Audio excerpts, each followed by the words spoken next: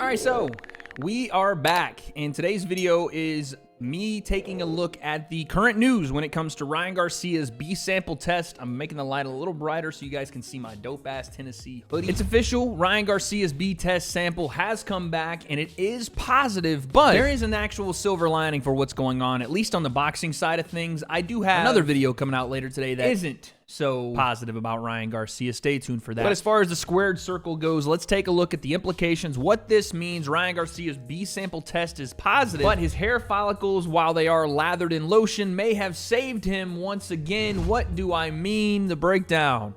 Let's go. All right, so like I said, Dan Rafael, or Rafael, I always mispronounce his last name, is reporting that Ryan Garcia's B sample drug test from the Devin Haney fight has now been reported positive for the banned PED ostarine. If you knew anything about what an A and B sample test was, which I think we explained here on the channel, they're essentially the same sample, just split into two different cups, just to make sure. It's almost a double check to make sure there was no contamination in the A sample or it was mishandled in processing, things like that. You kind of understood that this was almost formulaic. This was pretty much what everyone expected to be the case. Ryan was going to test positive on the B sample because it's the same sample, just split. Now, what does that implicate? Well, it tells us that, yeah, ostarine was in his system, but as much as people are still going to call Ryan a cheater, and maybe he is, we still are going to have to figure out some things, and I'll get to that.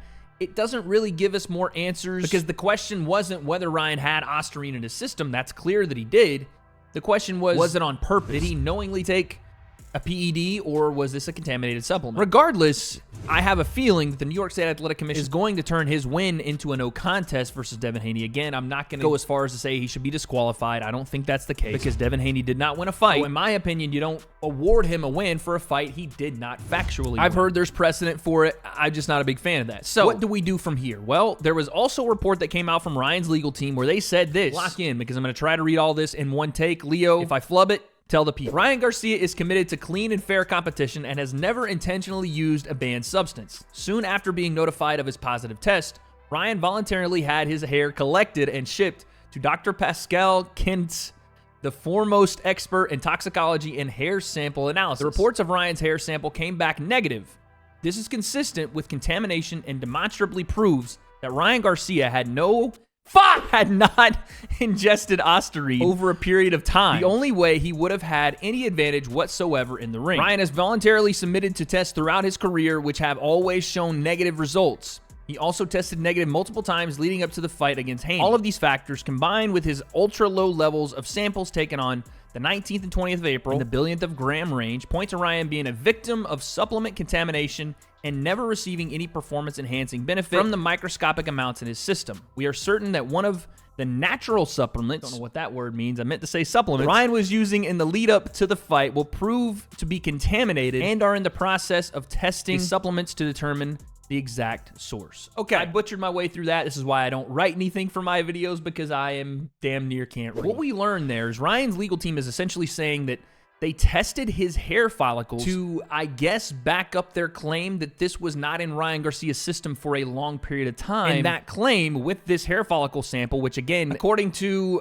Medical News Today, hair follicle tests can detect drug use for up to 3 months before testing using hair samples that come from a person's scalp. So what they're trying to say with this hair follicle test is that Ryan Garcia's hair would have determined how long he had ostarine in his system. And with the test that he actually passed in camp, I think it was 4 of them he passed, for the last 2 to be the only ones that were positive, does point to, in their words, Ryan Garcia testing positive for ostarine in a billionth of a gram region, which, again, in their words, is not performance enhancing and can only come from a contaminated supplement being used, I assume, in those last couple of weeks leading up to his fight. But there are a couple of holes in this theory, one being how long would Ryan Garcia had to have been using these supplements? Like, did he just start using a contaminated supplement right before fight week? We did hear from my boy Showbiz over on his channel, Showbiz the Adult. He had postulated that Ryan Garcia used a dietary pill to try to cut weight because he was a little bit over, and because of the alcohol and weed consumption he had on record said he had been doing all the way up to and potentially on the day of fight night. That could have been one of the reasons he took a contaminated dietary dietary supplement. But then again, you have to explain what natural supplements they're speaking about, because a dietary supplement isn't a natural supplement. That is synthetically made in a lab by humans to enhance what the human body already does and provides you with the means to shed weight. There are natural dietary supplements, but I don't know what ones that Ryan would have been taking to,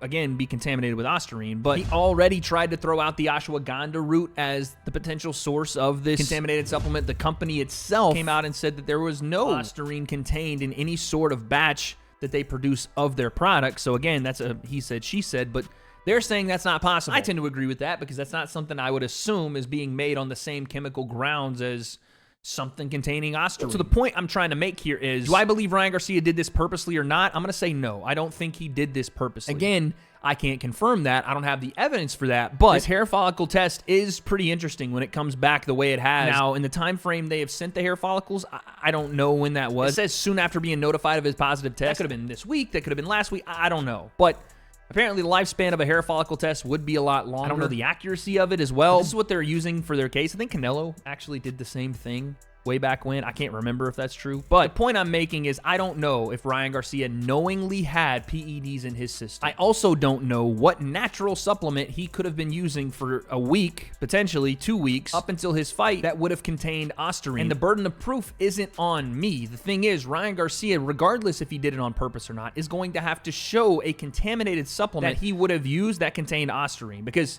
he may not have known that it had ostarine in it, but whatever he put into his body in that week, the New York State Athletic Commission is going to want to see, because depending on if he can prove that there was a contaminated supplement or not will be the basis of his punishment from the New York State Athletic Commission. If he's not going to be able to prove it, he'll probably get a more harsh suspension. If he does prove it, he'll probably get a slap on the wrist. But either way, I think the fight will still be a no contest, which I think is probably the right move, because even if you determine fault in the matter of him doing it or not, the PED was still in his system, and unless they have the exact amount that was in his system and the exact amount gains you performance, then I don't know that they're going to rule out that it was not performance enhancing. Also, and again, this is a running theme here with Ryan Garcia, one thing you don't want to do is to tweet out things that are going to be looked at, your words, by the New York State Athletic Commission. He's actually deleted this tweet, but the tweet essentially said, "I love steroids," or something along those lines. I'm sure we can find a screenshot of it from somebody that has it, but there's a reason he has deleted this tweet. While under investigation by the New York State Athletic Commission for his use of PEDs, he shouldn't be tweeting out, "I love steroids, I eat steroids, I drank Prime that had ostarine in it," like making fun and taking the piss out of this entire process. Victor Conte set me up. The Haney's and Victor Conte set me up. They tainted my supplement. All these things that Ryan has said, making jokes about the process of this entire thing and not taking it seriously and not taking responsibility for the things that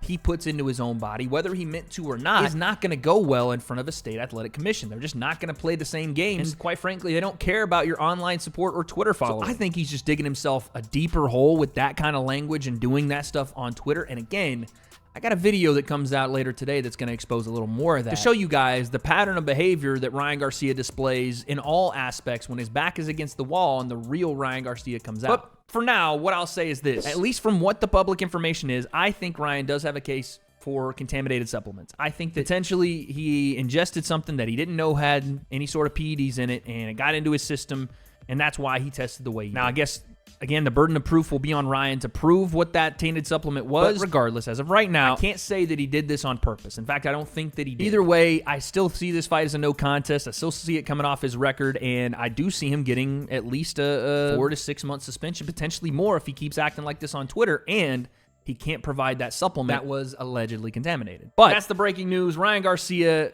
fails his B-side sample, which we all knew was going to happen. That was pretty much what everyone thought. But it does offer a little bit of an interesting pivot in new information about his hair follicle sampling that will potentially serve him best if he can just shut up on Twitter. We'll see how it goes. You guys let me know what you think down below. Is Ryan Garcia innocent? Is he guilty? Is he a cheater? Or was this just a contaminated supplement and a terrible circumstance that he happened to fall into? I don't have those answers, but as this thing continues to unravel, guess we'll find out.